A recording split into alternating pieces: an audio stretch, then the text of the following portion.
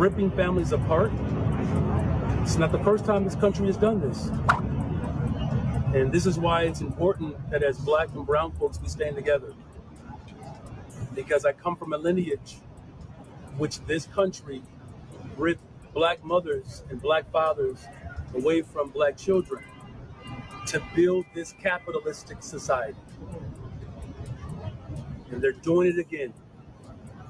As I've said before, this is not hyperbolic. There are those in this country who still believe that the Civil War went the wrong way. And I just want immigrant community, whether you're documented or not, that this country has done these type of acts before, and that there are people who understand that. And because we do understand that, it's why I'm able to stand so boldly and so firmly in opposition to what this government is doing. Ripping families apart while abdicating their responsibility to actually fix our broken immigration system.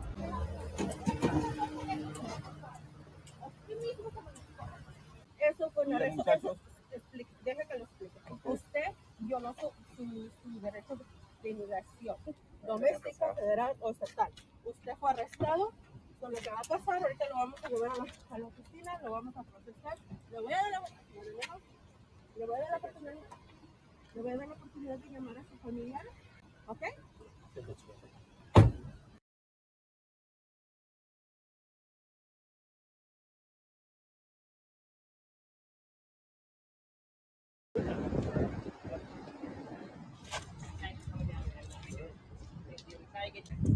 Yeah, let us know what's going on. Yeah, should have called us back and then we would have done this on the street. Already. Okay. All right, thanks. Any medication that we know about? Okay, let's just get out of here, okay?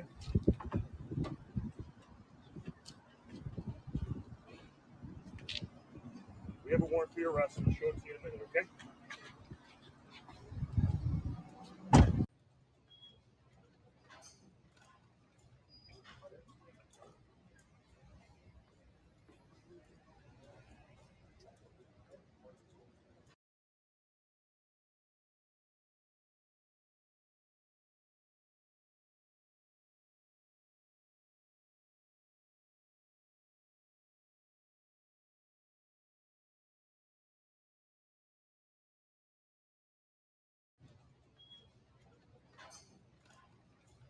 What's up, y'all? Gerald here, creator of Gospel Chops and your host for this YouTube channel, back with another video. Now, y'all, we got to follow up on Chicago because things are continuing to spiral out of control. We know Donald Trump has recently said he's not sending the National Guard because he couldn't get permission or authority from the governor of that state. We understand what that blue state is up to and what is going on, and we understand that Mayor Brandon Johnson of the city of Chicago came out recently and faced some fire from his own police department because he said policing is a sickness in Chicago. Can you imagine that? A sickness. No, it's not the cure to the sickness that's going on in the streets. It is the sickness itself. Well, if policing is the sickness, what is the crime in Chicago? What is the devilishness in Chicago streets? What is the gang activity and drug activity in Chicago streets if policing is the sickness, not the solution? According to your mayor, y'all in trouble in that city. There's going to be some problems moving forward, and we're already seeing the backlash that the streets are having based on the fact that they won't allow the National Guard to come in. The streets are cutting up. But thankfully, y'all, you got a president who is willing to continue to take action in any way he can. And we are looking at over 500 people arrested by ICE agents because there is a surge happening in Chicago. It may not be the National Guard, but they're surging in other ways that the federal government can do without permission, with impunity even. They're coming in there and amplifying and elevating their ICE raids in the city to the point of arresting over 500 people in that city in recent days. Brandon Johnson don't like it. Governor Pritzker don't like it. But I'm pretty sure that the people of Chicago, those tax-paying citizens, like it a whole lot. Tell us about what we've been experiencing. Do we know how many people have been detained as a result? According to the Department of Homeland Security, they're saying that Operation Midway Blitz, since it launched about 2 weeks ago, has detained over 400 folks, although an AP article just came out said it was more like 550. Now, they've claimed that they are targeting violent criminals, although we know from reporting they accidentally detained a U.S. citizen near Elgin and let him go last week and shot and killed an undocumented immigrant, Silverio Villegas Gonzalez, in Franklin Park about 10 days ago. They say had a history of reckless driving. Now, today, Illinois Senator Dick Durbin says he's not necessarily buying the official numbers. Fewer than 30% of those who've been arrested have any kind of criminal background whatsoever. So 70% of the people who are being detained have no criminal record.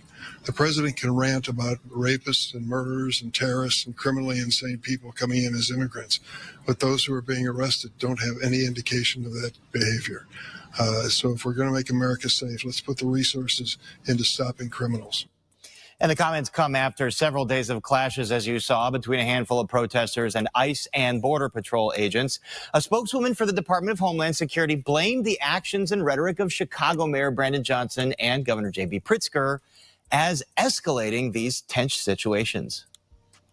It is incumbent upon J.B. Pritzker, Mayor Brandon Johnson, to turn down the rhetoric, because they are repeating and really turning to violence. You see them really depraved individuals who are being held in this processing facility. Why do they want them out? Why do they want them released? It makes no sense, and you're just putting Chicago residents in further danger. And just this afternoon, ICE made public the arrest of 37-year-old Aldo Salazar Bahema, who was convicted of murder in 2005 and recently released from Stateville Correctional Center.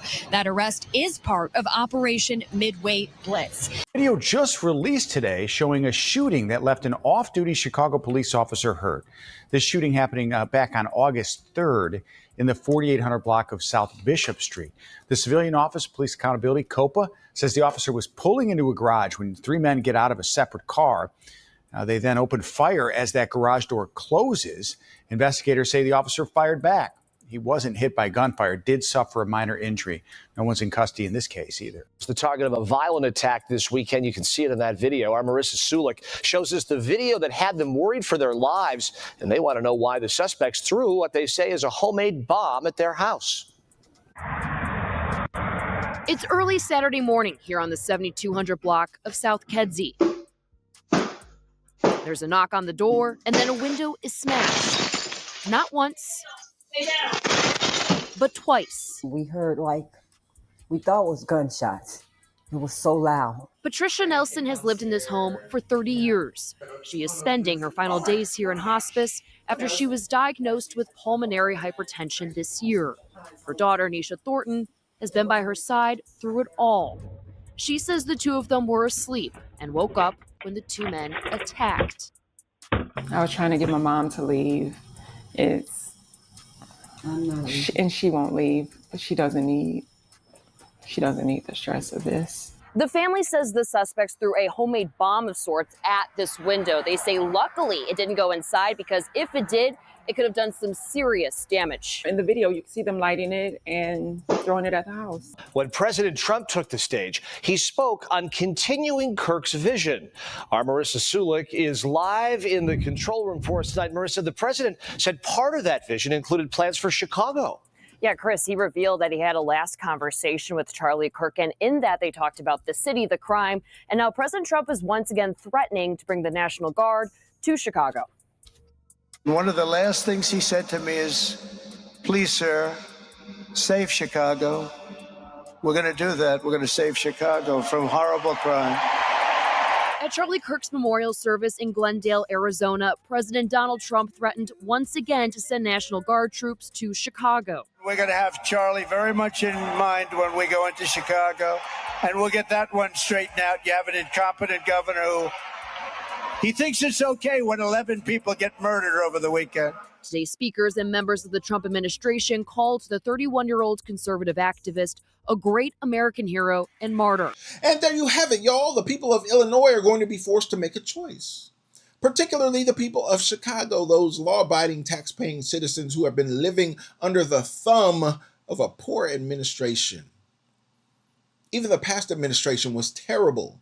This one seems to be worse under Brandon Johnson. But y'all gonna have to live under some level of chaos in order to get this situation straight. And you're gonna have to make a decision. Would you rather live under the chaos of gangs and drug dealers running your streets? Or would you rather deal with the chaos of the federal government coming in with a surge of several departments and doing the work to try to clean up that atmosphere? Either way, to take corrective action in Chicago is going to be painful. To leave Chicago as it is going to be painful. Y'all gonna have to endure some pain. So you're gonna have to figure out what kind of pain you want it to be. And if I was a resident of that city, I would prefer the federal government coming in and making positive change, because we know that at the end of all this pain, all this struggle, at least there's going to be a brighter day in the future, because Chicago is going to be better for it. If Chicago remains as it is, it will continue to devolve as one of the worst cities in America because of poor administration and poor management, poor government. I think the people of Chicago are speaking up, speaking out against that administration. I think even the police department of Chicago CPD, with all its corruption and its issues, you got some people on there that are trying to do a good work and coming out and speaking against the mayor and the governor, because they're on the street, their boots on the ground, and they see what the issue is and they know what the solutions are and can be. Y'all continue to pray for Chicago, because they got some real problems in the government that governs that territory, not just the people, but the corrupt administrators who keep this stuff festering, keep this stuff growing, keep this stuff exacerbating in that city because they clearly profit from it in some way. Nah, they don't want to fix the problem because the money is in the treatment and not the cure. Y'all let me know what you think about Chicago. Over 500 arrests by ICE. They are surging on that city. Yeah, it might not be the National Guard on every corner as I hoped for, but the federal government is still making an impression on that city that is going to change things, hopefully for the better. Let me know in the comments what you think about this. I'd love to know your thoughts, and don't forget to like the video. Subscribe to the channel and share the video so we can get more people involved in the conversation, y'all. And like I always say, always remember and never forget, without the gospel, it's just chops. Until next time, peace.